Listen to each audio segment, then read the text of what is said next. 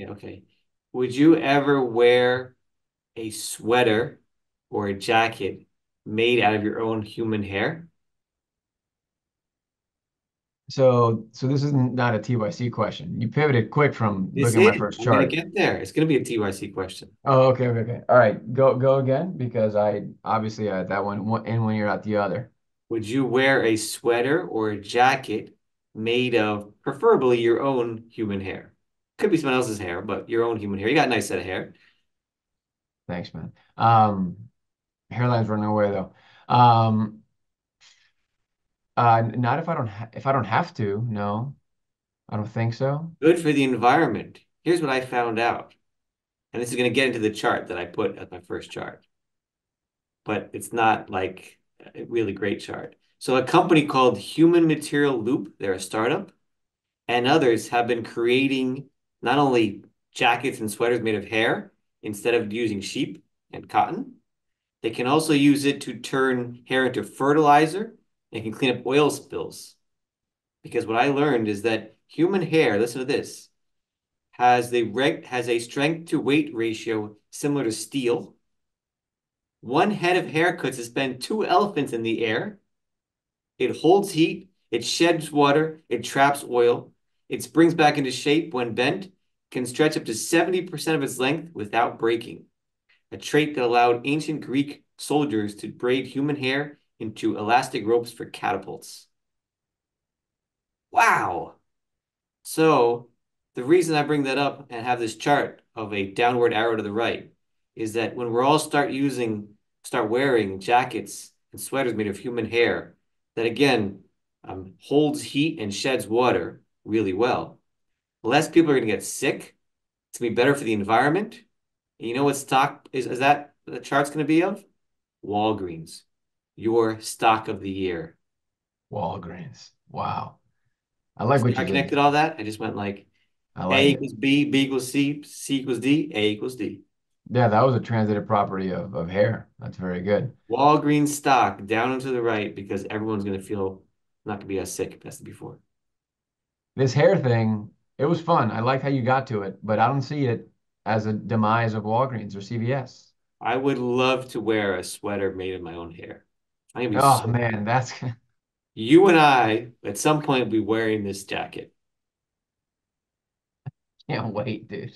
I It's can't you're not wait. going to know a difference. You're not going to know it's made of human hair versus made of sheep.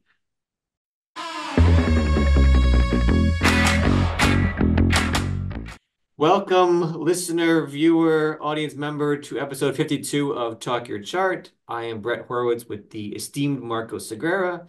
We have a to talk about. We're going to first hit on a few of the recent charts that sort of tell this tale of what the market looks like currently, because we've just hit an all-time high for what, like 6 or 7 times so far this year, and everyone's feeling good.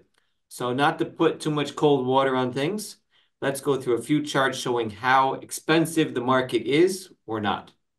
The first chart we have here is the price to earnings ratio of the S&P 500. It is the price divided by the earnings. You'd obviously want a lower price and higher earnings because that makes the S&P more attractive. And you can do it based on forward-looking earnings, which haven't happened yet, or backward-looking earnings, which have. Based on trailing earnings, which are more realistic because they've actually happened. The S&P 500 multiple is 24.18, above its 10-year average of 20.36. And the forward multiple of 20.38 is the first time above 20 in 2 years, above its longer term average of 17.96. That means the market's a little expensive. A little bit, but barely, because the rally, which by the way, to your point, October 12th of 22 was a low, up 40% since then. It's mostly been fundamentals. Am I right? Yeah, a lot of companies have had some good earnings. A lot of companies haven't, but there've been a number that have been solid. But it's not great that the PE is a little high. The PE ratio is a little high. So let's go to the second metric here, which is price to book ratio. So price to book ratio is basically the price divided by book value of a company, assets minus liabilities. Here, it's sort of better when you're using it for companies that have assets. It's not great for technology companies where a lot of the assets are things that are, hard to value or not captured on balance sheets. But here the S&P is trading at a price to book ratio of 4.15, above its 20-year average of 3.26, and its, I said no, 10-year average of 3.26 and 20-year average of 2.76. So again, a little expensive. Yeah. All the hardo intangible folks, meaning intangible from a balance sheet perspective, knowing that technology is the largest sector on the S&P will poo-poo the price to book ratio, but little historical context doesn't hurt. Yeah. Well, let's add to that to the third and fourth charts, which I think can sort of tell the whole story. The third chart is the equity risk premium. So that's how much return you're getting of yield of owning stocks divided by what the yield of government bonds is. Um, the earnings yield with the S&P 500's risk, sorry, the risk premium of the S&P 500 is 0.7%. That's the lowest in about 2 decades. Mm. The lower the ratio, the more expensive stocks are. So that's not a good one either. At, Yeah. It's not great, but this also just makes sense given what's happening with rates, right? Bonds are competitive again. For sure. Yeah, neither Okay. one, nothing tells a story by itself. It's not like tomorrow you're going to go sell because this one's at a low ratio, but all of them point to the picture when we add in the fourth one that, stocks maybe don't have a tremendous amount of room to rally going forward in the next few years. The fourth one is the cyclically adjusted price to earnings, or the CAPE ratio. This was developed by Robert Shiller. It's dividing the stock's current price by the earnings over the last 10 years that are inflation adjusted. It removes all the bulls, booms, and busts, and so sort of evens and smooth things out. It's 33.4 is the current CAPE of the S&P 500. It's higher than it's been more than 96% of the time since 1881. So all four things put together suggest the stock market is not cheap. Yeah, not cheap is fair. It also is fair to say that over short periods of time, 12, 24 months, this doesn't mean anything for direction of the market whatsoever. It also means I hope you were invested on October 12th of 2022 and have enjoyed what's happened since then. Here's an interesting fact that kind of punctuates everything you said. On January 3rd of 2022, Brett Horowitz, the market was at the S&P that is was at 47.97 with a price earnings on a forward basis of 21.4. And on February 16th, you're at a higher level with a lower price earnings. And that blows some people's minds, but you have to remember just because prices went up doesn't mean things got more expensive because it's been fundamentals, meaning earnings, that have driven the market higher, Yeah, mostly at look, least. you can grow your way out of it. Certainly makes sense. Um, and or you just, yeah, you have the earnings as well. But the thing I'd like to look at is, I told the story before. You remember in 1996, Alan Greenspan talked about irrational exuberance. I told this story many times to clients.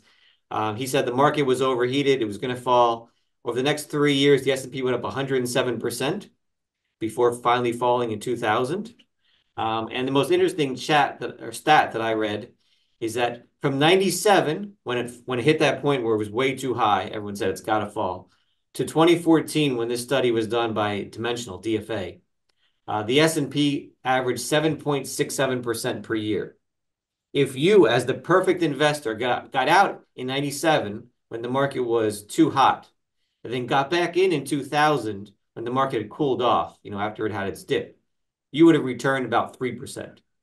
So again, you can get the timing exactly right and still be wrong, because just because it's high now doesn't mean it has to fall. Just because it's low doesn't mean it has to go up. The next few years, it's anyone's guess. Yeah, but if I bought Nvidia on January 1st of this year, I'd be up 50%. Yes, thank you, Captain Obvious. Yeah, so there's that, huh? There's that stat for you. Nvidia, when's irrational exuberance happening with Nvidia? Where's Greenspan right now? He should be yelling from the top of a mountain because it's so freaking expensive. But he's not. You know what he's doing, baby? He's buying more. He's buying more. I have no idea what Alan is doing, but he's probably not buying Nvidia. He's probably No, enjoying if he's a himself. value investor, he's certainly not. He's enjoying himself. All right, that's a good valuations roundup. Fundamentals mostly. What does it mean? So Brett, so you gave us all the charts. What does it mean? What do we do with it? Well, everyone says that the next couple of years has no relation on where we are today. It's not like you get high point, next thing you do, you fall, or you're low, you get next thing you do, you go up.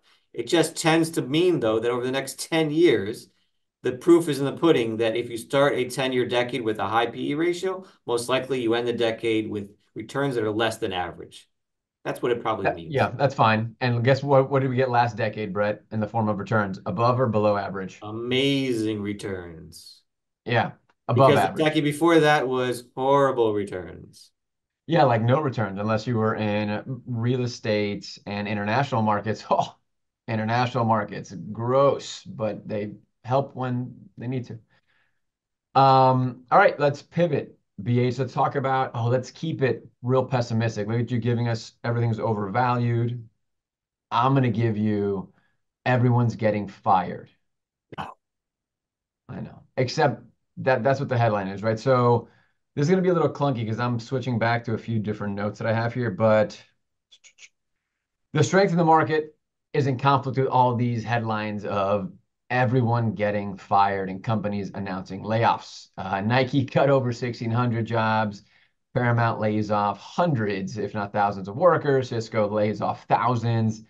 Cleveland Cliffs closing West Virginia tin plant. I guess those are still a thing. 900 to be laid off. That's definitely in West Virginia. And all the other headlines. I think Nike is the one that caught my attention the most. Have any other firings caught your eye or I attention? don't know, but we've hired like 6 or 7 people. Like that's got to move the needle. Exactly. That's true. Us at Evensky and Katz, full We didn't put disclosure out a management. press release, but it's a big deal. That's like a Yeah, third of no. our company. We're definitely hiring. We're definitely hiring. All right, good. So look, let's frame it. So we've had all these headlines about people getting fired.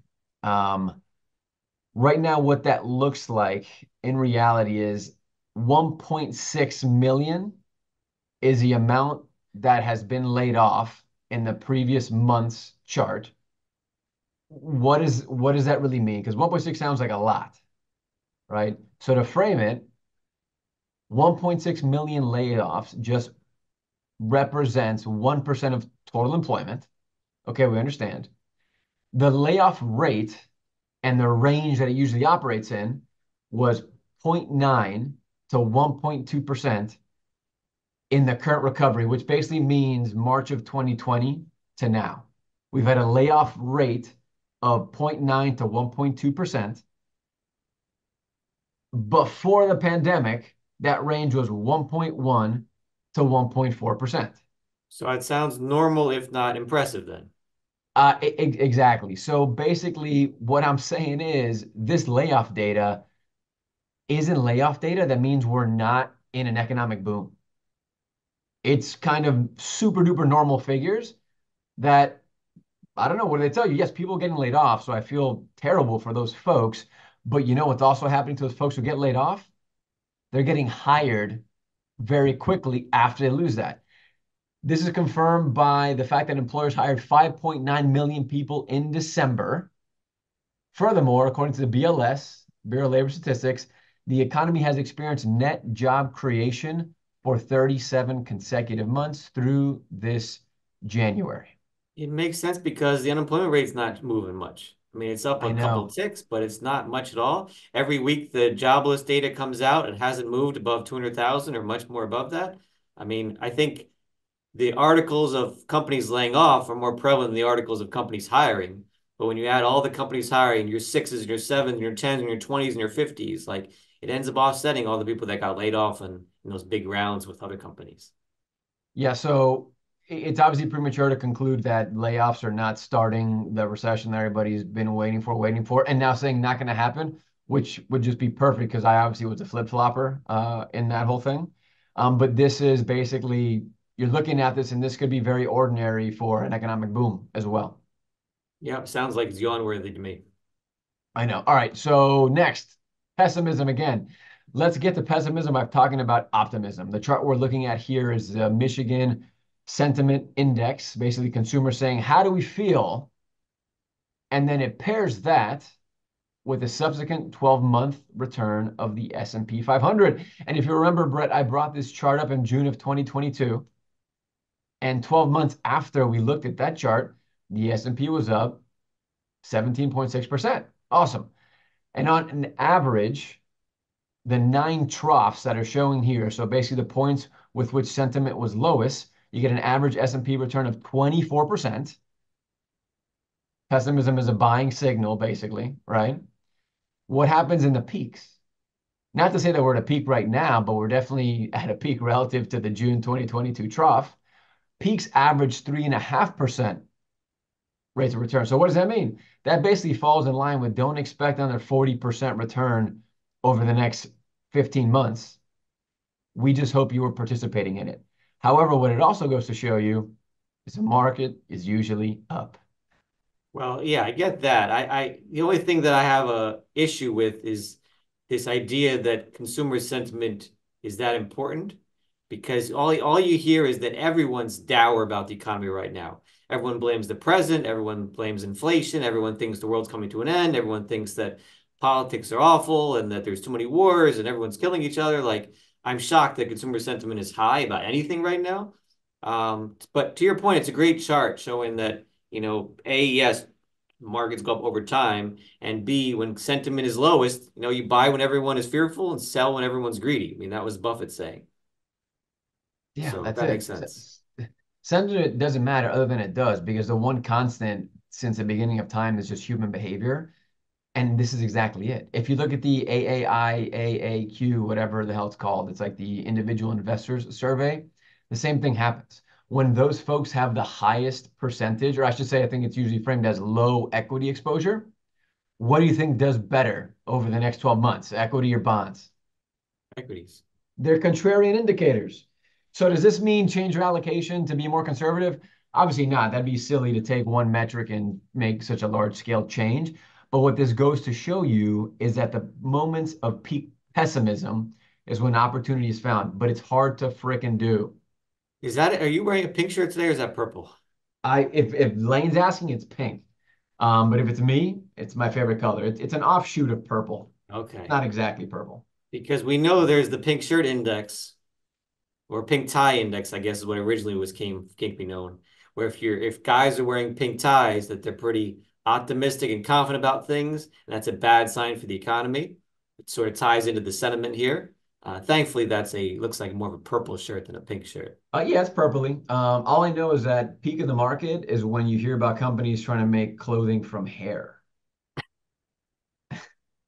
That's the new wave, okay? Now, hit us with our last chart. Speaking of the new wave, we talked in episode 46, as I know you remember, about Japan. We talked about samurais and King Kong.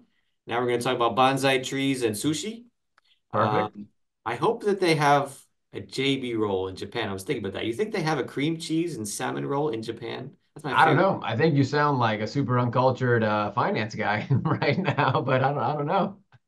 They have samurai, bonsai trees, samurai, and sushi. Yeah, that's Like, good. that's totally We're gonna culture. get canceled. We have 7 viewers. We're gonna get canceled.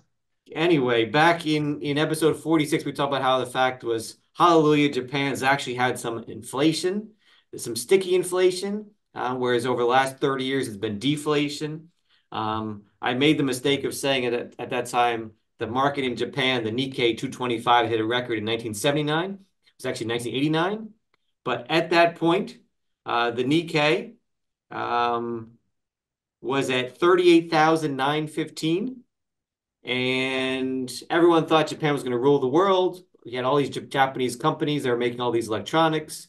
You had lots of Japanese investors who were in love. They were thinking it's going to go to 40 or 50,000 on the Nikkei. You can see the chart here. From that point on, we are almost back to where we were on Friday. We got to within 1% of the all-time high. Um, we should be there very closely. What's happening? Not only has Japan had some inflation, which is good for the country, the companies are now making more profits. You have other investors besides Japanese investors getting in. Interest rates are set to go up for the first time in generations. So that's something that's different to them. They've had zero interest rates or negative for years. So kudos to Japan and their stock market getting back to where it was 40 years ago. If you're still holding on to Nikkei stuff from 30 or 40 years ago, Kudos to you because that's a long time to be holding something with no return. I know. But you did make your money back. Wait, is this total return? This is not total return. No, this is All right, so price only. at least we're getting a little divvies here and there. Okay. Right. That's real rough. Inflation stinks. Deflation is worth, folks. Deflation is worth. So this shows you patience. Even Patience. even a bad investment 30 years ago can now look pretty good if you got it at the right time. Oh, wow. That's a glass half full. All right, BH, we'll end on that optimistic note. Yeah, let's not ever see a stock market in the US like the Nikkei 225. No, that's why zero interest rate policy is not a forever thing. Deflation and disinflation is not what you want. A little bit of price stuff. That's why I stopped worrying about 3% on the CPI. Yeah, let's have the consumer spend. Let's have interest rates stay positive, inflation stay positive. Let's go. All right, till next time. Signing off. Sayonara. Oh, you gave a sayonara also.